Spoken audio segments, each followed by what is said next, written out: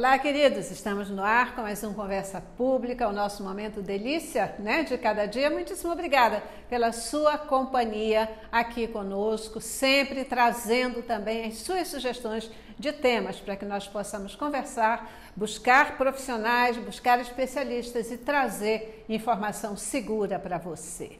Hoje nós vamos falar sobre hipertensão arterial, mas a hipertensão voltada para as crianças, porque a gente percebe que aqui no Brasil está havendo um crescimento da hipertensão também nas crianças.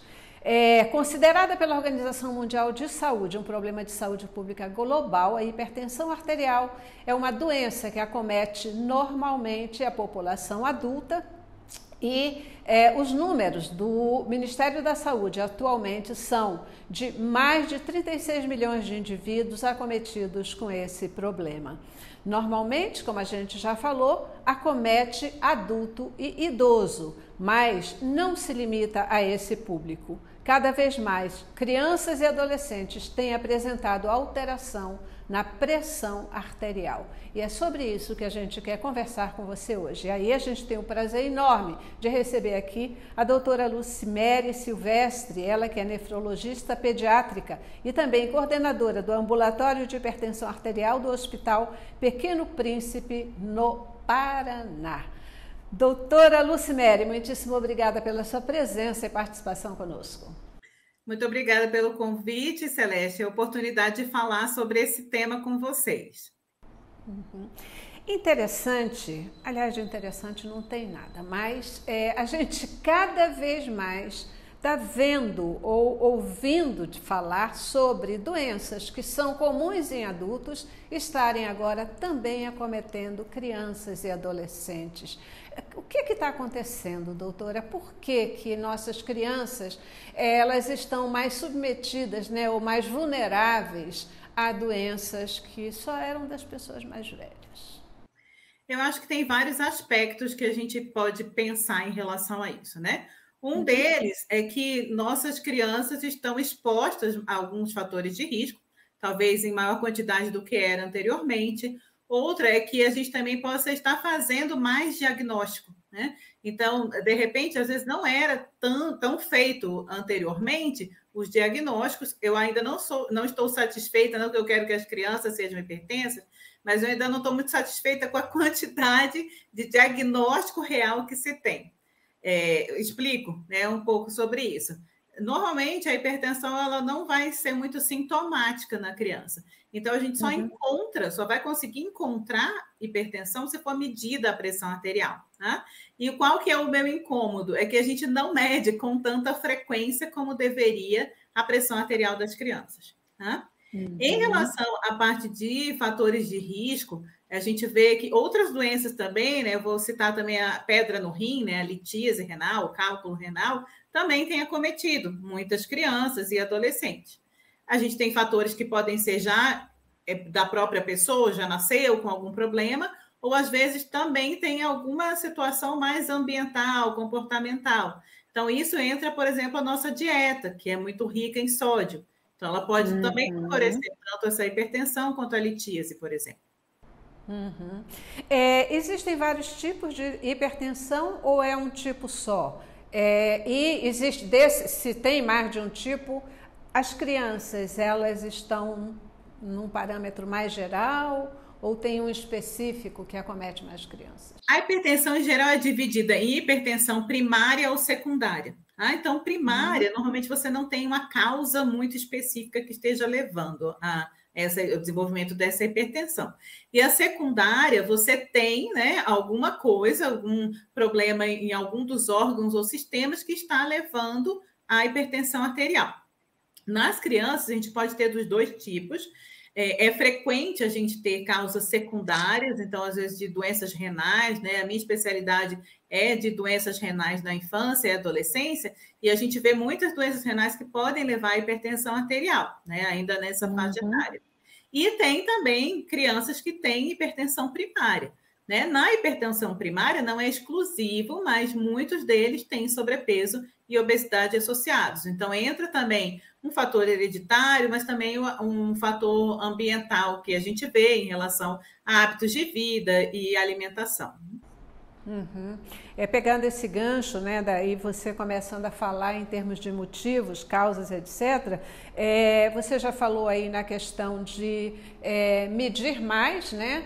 Bom, a gente vê que nem mesmo na população adulta, quando procura um médico, etc., nem sempre é medida a pressão arterial, né? Uma coisa que deveria acontecer sempre, mas nem sempre acontece, quanto mais em crianças. Então, esse já é um fator, você tem colocado. Hoje em dia se presta mais atenção nisso, você já falou na questão da alimentação, muitas vezes nessa coisa, alimentação mais fácil, industrializada, etc., né? Que tudo que, se é para um alimento ele poder ser conservado mais tempo, eu acho que o sódio é fundamental nessa história, né? Ele é um grande conservante, né? Então, acaba que ele faz com que o alimento dure um pouquinho mais, né? Então, é aquela história, né? De você descascar mais do que abrir pacote, né? Então, coisas mais naturais, né? Do que as coisas que são preparadas para durar mais tempo, né? Em relação à alimentação. Isso, às vezes, a gente pensa em comida, só o alimento sólido, mas também o que a gente ingere, né? Também em termos de líquido, né? Em termos de líquido, o açúcar, né, que a gente, nós adultos estamos acostumados já com o paladar, né, o doce do açúcar, então a gente acha que é ruim e começa a habituar a criança desde cedo com açúcar também. É bem isso que você está falando, porque a gente vai criar o paladar da criança, né? E ela nunca foi apresentada a várias coisas, a gente é que vai começando a apresentar, né? Queria puxar um pouquinho do que você tinha falado antes em relação à medida, né? Por que eu falei que não se mede tanto? Muita gente às vezes até pensa, mas eu não tenho o tamanho adequado, realmente a gente precisa de um tamanho adequado. O tipo do aparelho é igual, mas a gente precisa daquela parte da abraçadeira, né? Que é o manguito e a abraçadeira adequados para o tamanho da criança, né? E isso exige um pouquinho mais de tempo ali para você medir. Mas a pressão arterial ela é considerada, junto com a frequência cardíaca, a frequência respiratória, ela é considerada um sinal vital, né? Então, se a gente pensa que é um sinal vital, é importante que a gente meça, né? Tanto em adultos quanto em crianças. Então, requer um pouquinho mais de tempo ali para medir, e para uma medida da pressão arterial adequada também a pessoa tem que estar parada, né? Tem que estar um pouquinho mais quieta. Então, às vezes, na criança é um desafio, mas isso não quer dizer que a gente não deva medir, tá? E a gente tem algumas normatizações. Então, acima de 3 anos de idade, todas as crianças deveriam ter a sua pressão arterial medida pelo menos uma vez por ano, tá? Se ela tem assim, para uma criança com sobrepeso ou obesidade, você mediria em todas as consultas. As outras que não têm essa alteração, pode ser pelo menos uma vez.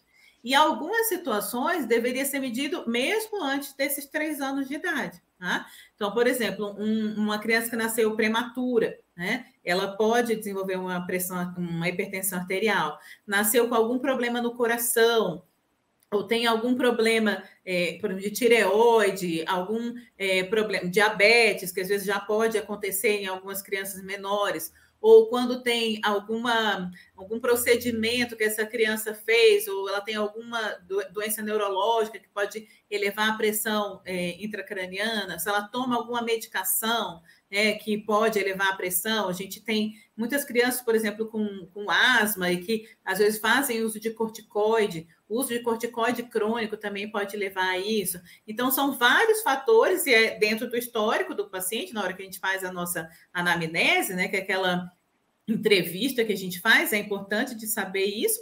E quando for fazer o exame físico, for pesar, medir, ver a temperatura, essa frequência cardíaca, deveria entrar também a medida da pressão arterial.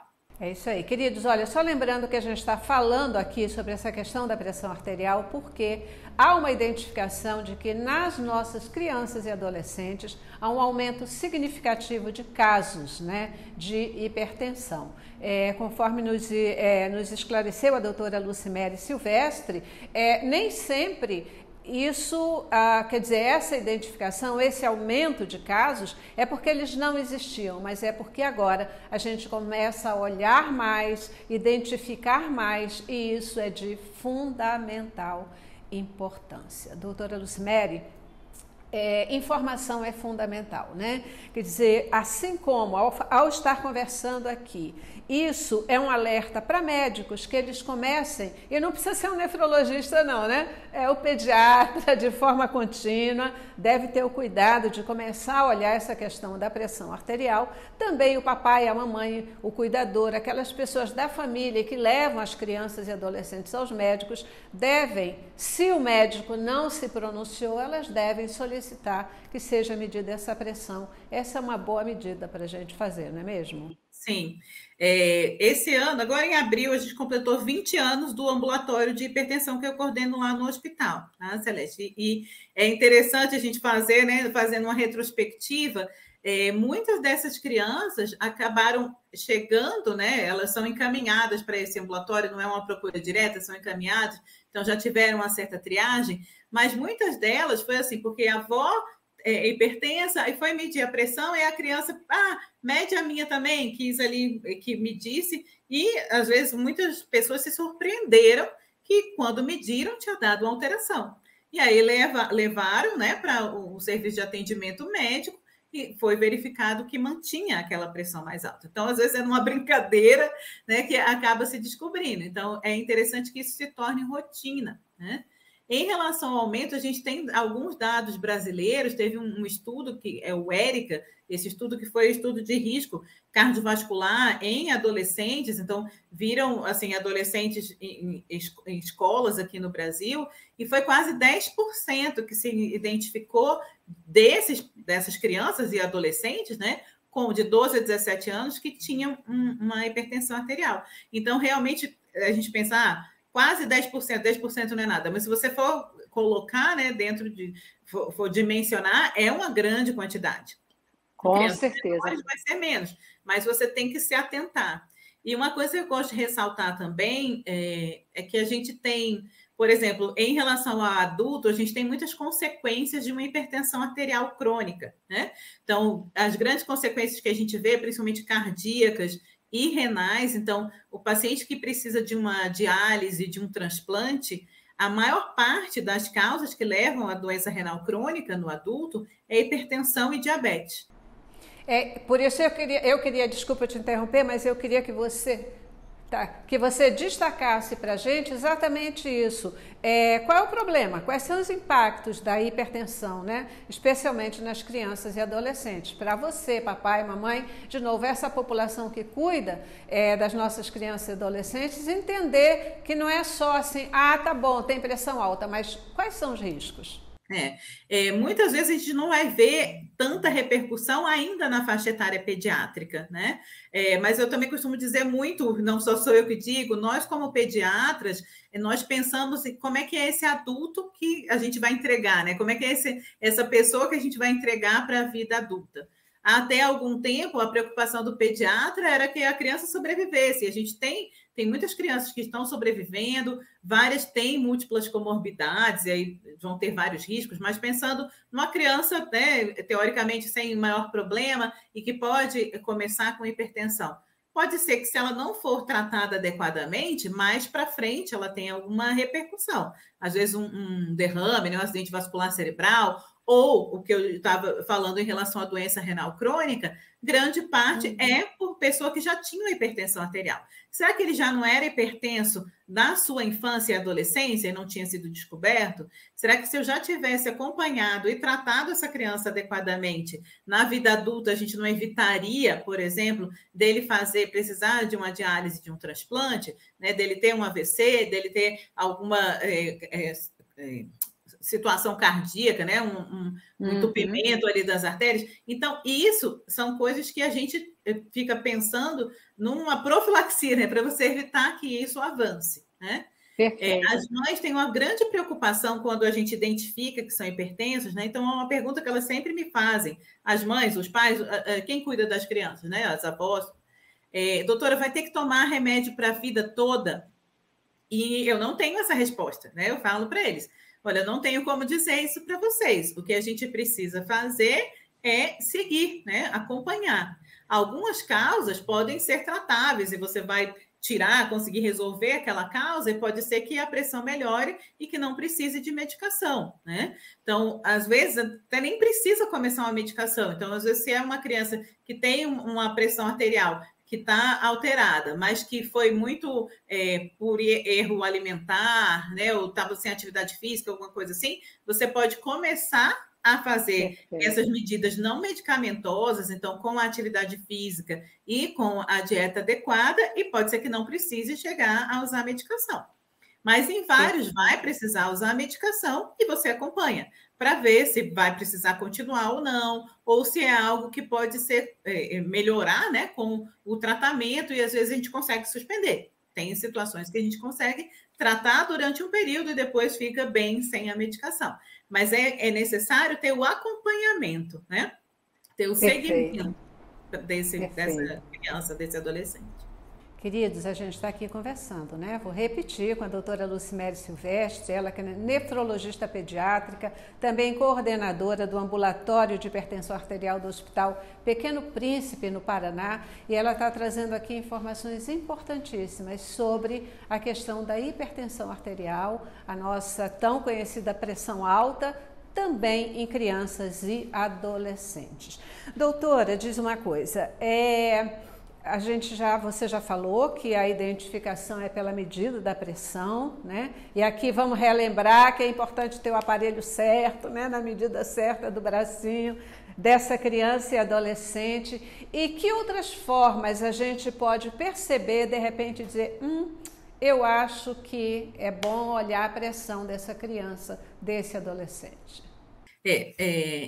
Aí é que bate o ponto que é complicado, às vezes, de você, por não ter tanto sintoma associado, né? Então, eu acho que uma das coisas que você tem que pensar, a partir de 3 anos, vamos medir, né? Isso. Perfeito. Se a tua criança tem algum fator de risco, você já vai, mas nunca mediram a pressão. Então, vamos medir. O meu filho foi prematuro, nasceu com 34 semanas, nunca mediram a pressão. Vamos medir. Ou então, meu filho está usando sempre, usa bombinha, mas de vez em quando precisa tomar o corticoide. Será que não é melhor medir a pressão, né? Então, isso é uma coisa, uma situação da gente já se antecipar a ter algum sinal ou sintoma, né?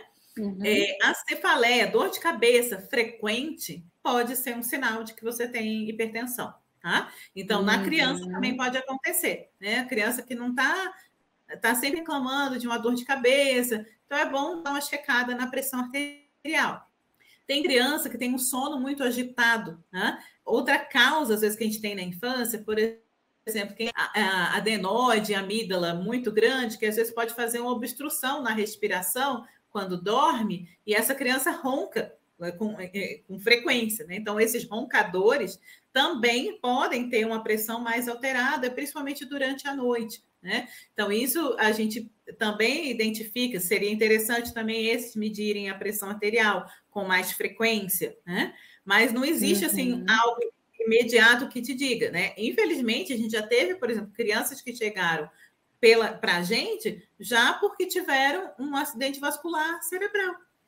Claro que isso é raridade, porque a gente não tem uma grande quantidade de pacientes assim que vão chegar nesse nível, né? Mas às vezes acontece e você vê que essa criança nunca tinha tido uma medida de pressão arterial antes.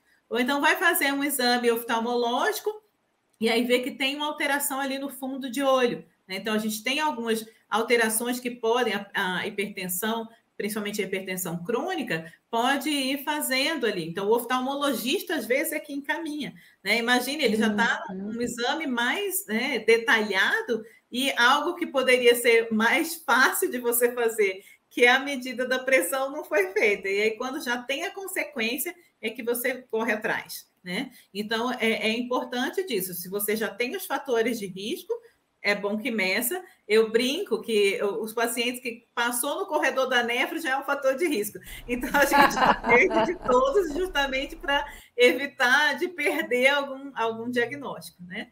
Eu tenho aqui uns tamanhos diferentes, se você quiser até que eu mostre aqui dos tamanhos do manguito, né? Ou da braçadeira. Então, tem gente que fala assim, mas não é possível que tenha um tão pequenininho. Então, por exemplo, eu tenho um bem pequenininho aqui, que a gente vê, né, de um tamanho pequeno, para comparar, por exemplo, com o tamanho do adulto, o geral, né? Não sei se dá para ver.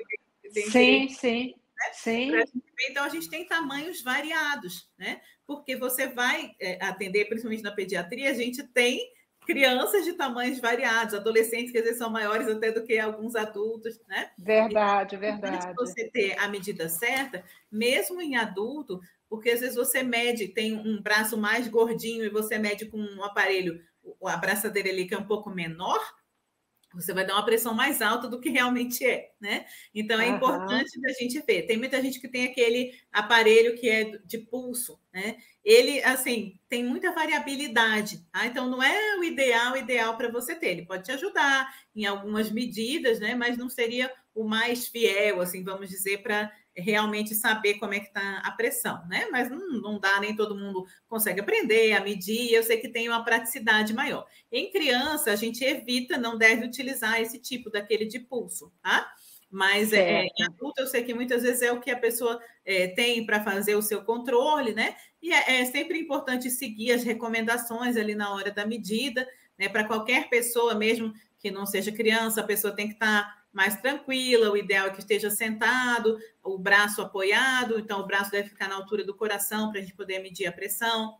De preferência que ele esteja com a bexiga cheia, não tenha tomado nem bebida alcoólica, nem muito café antes da hora de medir, né? Que não tenha feito muita atividade física, que não tenha fumado. Às vezes eu tenho alguns adolescentes, infelizmente, que vão e que já são tabagistas, então é importante de você pensar nisso também, né? Na hora de medir, para que a medida seja feita da melhor forma possível, né? Você tinha destacado realmente é um problema de saúde pública, a hipertensão arterial, né? É muito mais na fase adulta, mas a gente tem que evitar isso já na fase da criança e do adolescente.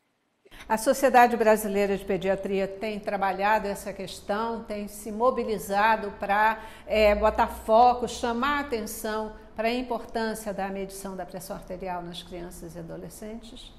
Sim, né? A gente sempre procura, né, ver, tanto como Sociedade de Pediatria em si, a gente tem alguns documentos, alguns manuais de orientação, então a gente teve um que foi publicado em 2019, com diretrizes mais recentes, para alertar os pediatras também e os médicos em geral, né, para essa medida da pressão arterial, mas também várias campanhas. A gente procura sempre envolver, né, e mostrar isso, e até vocês, como imprensa, ajudam muito a gente nessa divulgação, né, porque é um alerta que a gente faz, não é querendo deixar todo mundo morrendo de medo, meu Deus, será que meu filho é hipertenso ou não? Mas é mais para alertar do ponto de vista, como eu digo assim, de uma prevenção, né? Porque é melhor que você descubra num período que você ainda pode lidar, que você pode, às vezes, até nem precisar de uma medicação, ou mesmo que precise, também não achar que é o fim do mundo, mas fazer esse segmento, né, dessa criança e desse adolescente para que isso não dê tanto problema, principalmente mais para frente, né? Perfeito. A gente tem um pouco de dificuldade, às vezes, na adolescência, porque às vezes eles também não querem muito, a aderência nem sempre é a melhor possível, mas a gente vai já conversando e dando os alertas também, fazendo com que eles mesmos reflitam que é para o bem deles, né, aquilo que está sendo feito. É isso mesmo. A gente tem uma resistência na adolescência, a gente tem uma resistência na idade adulta, a gente tem uma resistência maior nos homens de cuidarem da saúde. O fato é que quanto mais a gente cuida da saúde, melhor tempo na velhice a gente vai ter, né? A gente não trata a velhice na velhice, a gente trata a velhice ao longo da vida, como você já destacou, né? Doutora Lucimere Silvestre, muitíssimo obrigada pela sua presença conosco, pelas informações aqui passadas. Sua despedida, seu recado final para o nosso telespectador. Então, mais uma vez agradecer, né? E agradeço a todos que vão assistir também. E eu acho que o principal, né, foco é a gente lembrar que precisa medir a pressão arterial, né? E a partir disso, se encontrar alguma alteração, o médico vai fazer a avaliação e as orientações necessárias. Então, lembrar dos 3 anos de idade isso é bem importante, e manter uma saúde em dia, né, tanto da criança quanto do adolescente, porque isso vai fazer com que ele chegue na vida adulta de uma forma melhor. Perfeito, maravilha. Muitíssimo obrigada mais uma vez, doutora Lucimede Silvestre, e obrigada a você também que participou conosco ao longo desse programa. Até a próxima.